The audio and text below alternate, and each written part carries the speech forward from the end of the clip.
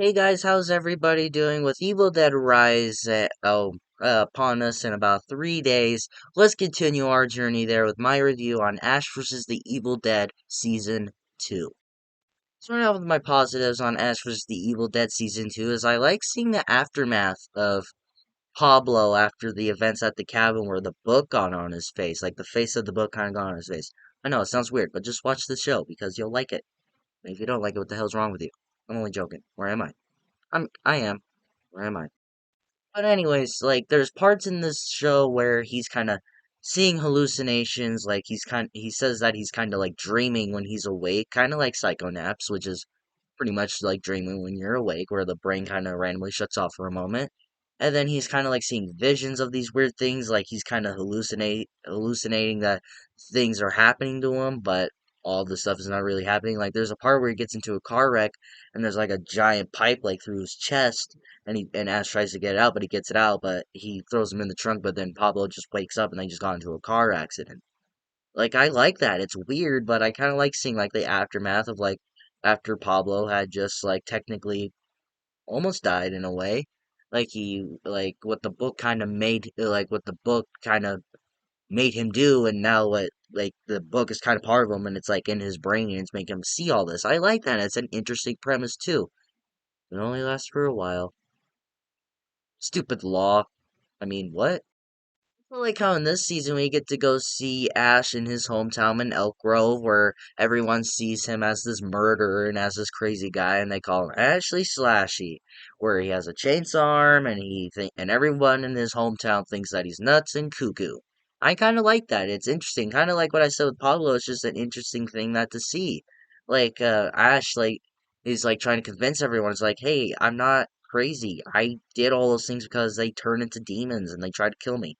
But no, everyone just thinks he's crazy. I mean, I understand it. If someone came up to me and said that someone turned into a demon and they had to cut them up with a chainsaw and they lost their arm, I kind of think they're crazy too. Please don't kill me. Even his own dad thinks he's crazy. Like his dad lives there and he thinks he's crazy too. Where he's like, you killed Cheryl. Like he kind of blames him for her death, like feeling that he did that on purpose, but he didn't. Like this whole town hates him because they feel he's a murderer. And like I said, I kind of understand why they would think that because when you get this like thing where you're telling everyone that they turned into demons and you had to kill them, what would your first response be? Like I would be like, "Oh, you're crazy." But it's kind of fun to see Ash go to his hometown and everyone kind of turning against him, which I'll talk about later too, but I kind of like that. It's a little fun. I like seeing Ted Raimi in this show. If you do not know who Ted Raimi is, he is the brother of Sam Raimi. If I'm not mistaken, I believe I did talk about my Evil Dead 2 review. I don't know. I'll put a card up here or something like that. But anyways, I like seeing him in this movie. He also played Henrietta in Evil Dead 2, like I said. And I don't know if he played Henrietta again in this show, but she is in here. I don't know if Ted Raimi reprised his role. I don't know. But I like seeing Ted Raimi in this because he plays this character of Chet, which is like one of Ash's best friends, and they also kind of made this like drink called Pink Fuck. I know it's a weird name, but it's kind of has like a lot of weird stuff in it that kind of gets you drunk and high at the same time, makes your tongue numb. And then you get into it. But I like seeing Ted Raimi in this. He's kind of one of the comic reliefs in the show, which I kind of like, which I like. Like some of the humor in the show works for me. Like I said, I'll get to that later. But it's fun to see Ted Raimi return to this series, which where he's helped his brother Sam Raimi helped with this series and always been part of this series because they're both brothers and they work together in a lot of projects together. I'm glad to see that he got a role in this, but he dies. But he's pretty funny in the show too. It's water.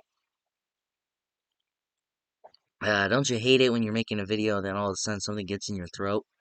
Yeah, I hate that too.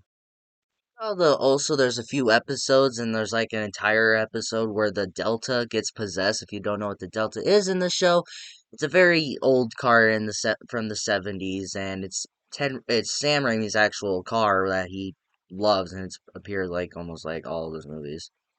Nonetheless, I like the scene. I like the part where it gets possessed by the Deadites, where like a bunch of teenagers steal Ash's car because there's a part where they're driving. And they almost hit a bunch of kids, and they're like, "Hey, watch where you're going, asshole!" And he's like, "Hey, roads are for cars, so beat it." And like he insults them, and kind of being an asshole, like he always does. Oh, excuse me.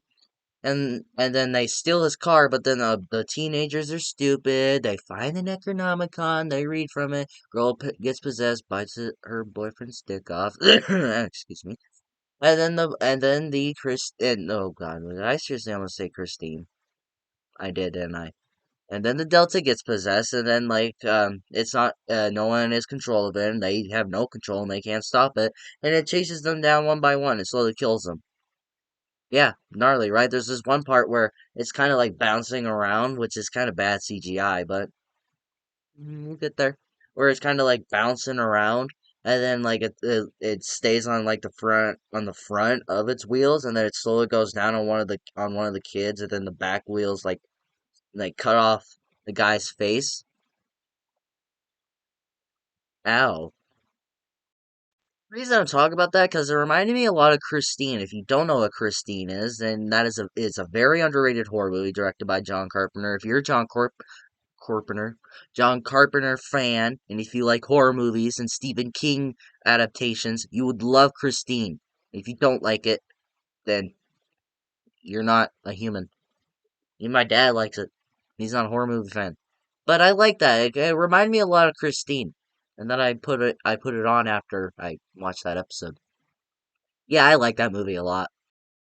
So the CGI, there is some CGI used in this show in the second season, but it's not bothering. But I am glad to see that they went with less CGI because the first season was kind of jam packed with it. Eh. But in this one, they hardly used any CGI, and I'm glad to see that they do use CGI here every now and then. But it's not bothering, and they only used it at least maybe once per episode, even at like once every other episode, and it didn't bother me. I think the only times I really used CGI was with the car moments. That's really the only moments that I can really think of is when they use CGI. But other than that, they go full practical, and it's really good. Like there's this like one character, I forget his name, but he has like a long claw. Like you take out his finger and it like gets long. You can cut off people's skin and then wear it, and there's like parts where he'll just like take off the skin and it looks real. Like even when he cuts it off, it looks real. There's even parts where it kind of shows where how the Necronomicon is made, and the practical effects, it looks real. I think the fact that they use less CGI, maybe the fact when this first came out, maybe Sam Raimi and the crew maybe heard about the criticisms on that, and they're like, okay, we're gonna tone it down a bit. We'll bring back the practical effects and show everyone that what we were able to do in 1981. But they still use CGI. It doesn't look very good. My final positives, I like seeing Henrietta again. There's a part in this show where Pablo dies, and then they go back in time, which is really weird, which I don't understand how that works. Well, if the book can have you go into 1300 AD, then I don't know why it wouldn't let you go into the 80s.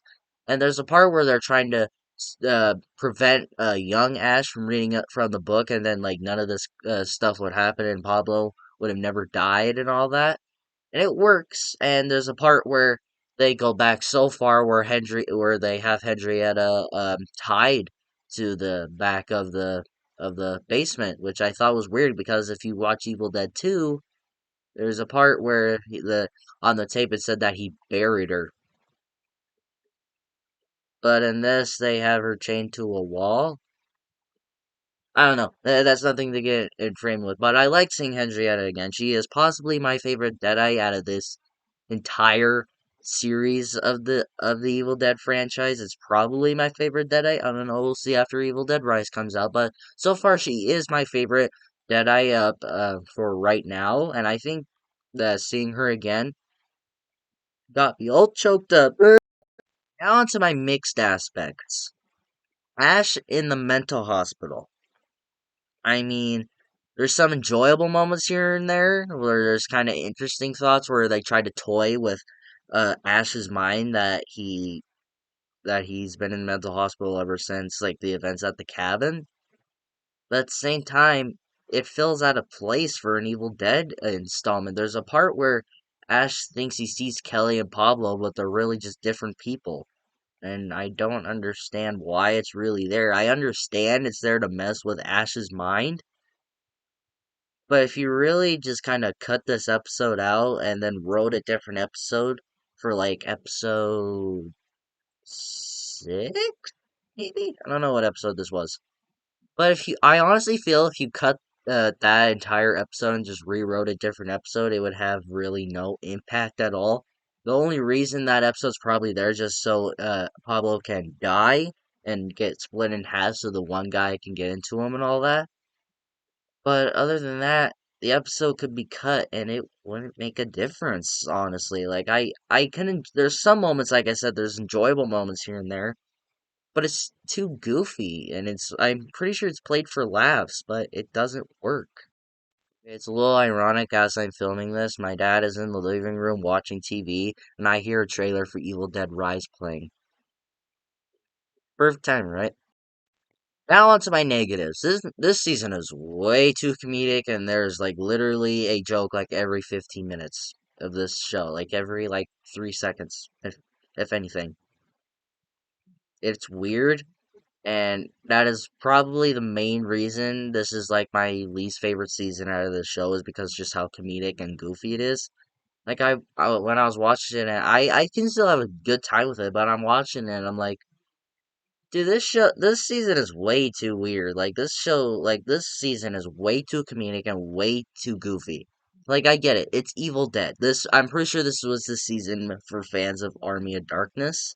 Kind of similar to the Chucky series. Like season one of Ash vs. the Evil Dead had horror and comedy, and it was a comeback for Evil Dead fans like Chucky. And season two was comedic, but it still had serious moments in there, like Chucky season two. But season three was more of a straightforward horror, but still had goofiness in it. Really hope Chucky season three is more horror related. Because why am I talking about Chucky when I'm supposed to be talking about Evil Dead? I don't know. I just don't like how comedic this season is. Like I get it. It's Evil Dead. This series has always been comedic in its own ways, but they go way over the top with this one.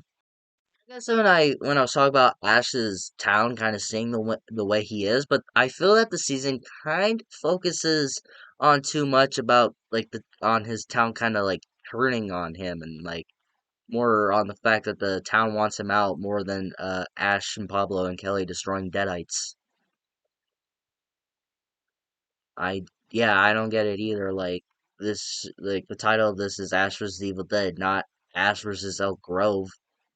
That's not why I'm here. Like I said, I like seeing like his town turn on him, but I don't want it like nearly an entire season wanting him out of town. It's not what I come to Evil Dead for, Sam. Step it up. Another thing it kind of focuses on too much is trying to get Pablo better. Like I said, where the book goes on his face and he's kind of acting all weird. This entire season, like Elk Grove kind of turning on Ash, this also kind of feels like uh the gang trying to get Pablo better after the events. Like there's like starting to get writings all over him from like like the language from the book and all that. And the entire show is also trying to focus on Pablo getting better. Pretty much everything about I said about Grove turning on Ash, you can pretty much just bring over here, but just add Paulo and Necronomicon. Not what I come for Evil Dead for, Sam. All in all, guys, I enjoyed this season. It's a fun season. This is the season kind of made for the Army of Darkness fans and all that. If you wanna watch Ash vs. the Evil Dead, where it's a lot of comedy in it, this season's for you. But not for me. Like I loved Army of Darkness, but when you go over the top, you kind of lose me a little bit, but I can still enjoy this season. It's a fun time, but this would just be a season where I would just say that you stream it and try and watch it on Netflix before it leaves next Friday. What do you guys think of Ash vs. the Evil Dead season 2? Do you enjoy this season? Do you not like this season? What are your thoughts on this season? Let me know in the comments below and we will talk about it. If you like this video, like it. And if you loved it, subscribe and hit the bell notification so you will get notified for my latest videos. But until my next video, take care.